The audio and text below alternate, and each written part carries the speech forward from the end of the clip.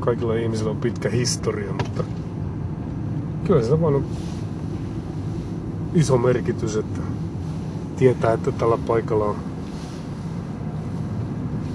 esi-isät asunut ainakin 500 vuotta tässä Oravaisen saaressa, joka on Tornionlaakson vanhimpia asuttuja paikkoja.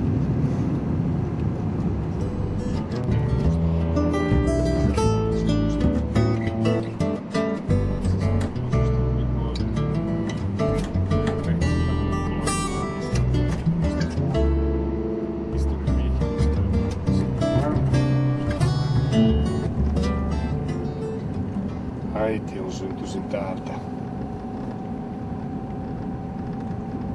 Niskalan talo on tuossa Koskenniskala. Luultavasti niitä vanhimpia asuttuja paikkoja myöskin tässä kylässä.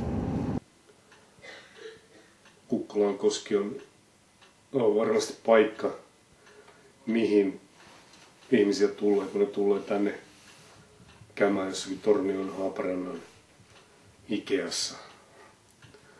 Niin kyllä totta kai siinä riittää sisältöä päiväksi siellä Ikeassa tavaroiden tutkimiseen, mutta oikein hyvin siihen yhteen, jos me saadaan se silta rakennettua Ruotsin Kukkolasta Suomen Kukkolaan, kävelysilta, niin se muodostaa tämän Ikean ja Tornion ja Haaparannan kaupunkitorin kanssa semmoisen kokonaisuuden, joka tulee antamaan hyvin monelle ihmiselle työpaikka.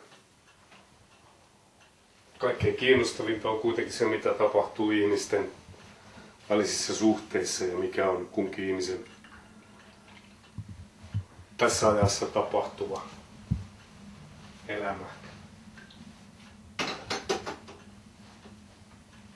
Ilot ja murheet ja se arkipäiväinen toiminta. Arki on kaikkein kiinnostavinta minusta.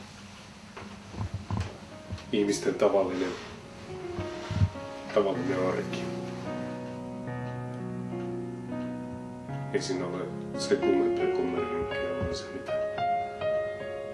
mitä ihmiset tekee, mutta aina myöskin se, että mihin se liittyy se tekeminen.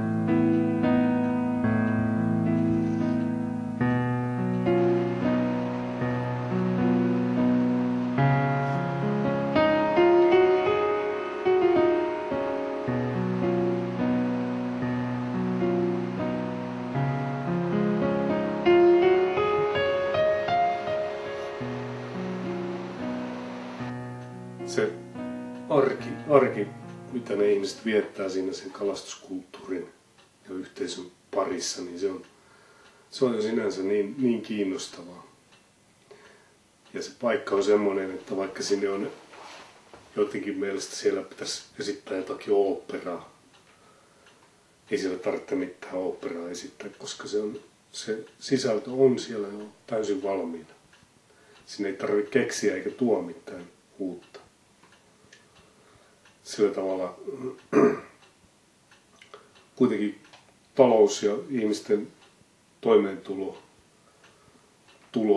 mistä tulee tuloja, niin se on kauhean tärkeää, ei siitä pääse mihinkään.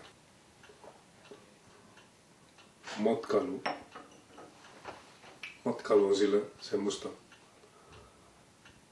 täällä, että tätä seutua ja tätä vanhaa tornionlaaksolaiskulttuuria ei tarvitse kääntää sillä tavalla helposti nautittavaksi, vaan pikemminkin päinvastoin.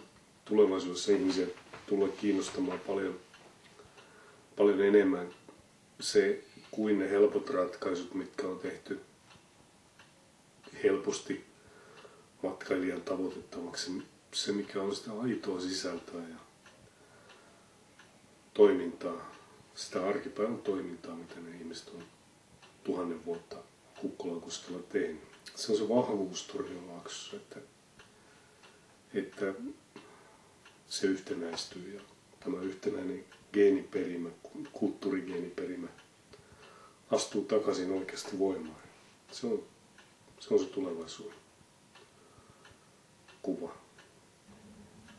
Kyllä se suurin haave on tämmöinen yhtenäinen Tornionlaakso, joka on kokonainen talousalue, yhtenäiskulttuurialue, joka on samalla myöskin elinkeinoiltaan yhtenäinen ja pystyy tarjoamaan vahvan taloudellisen panoksen osana suurempaa kokonaisuutta. On se sitten Lappi, Pohjois-Kalotti, Pohjois-Eurooppa. Siinä on tekemistä.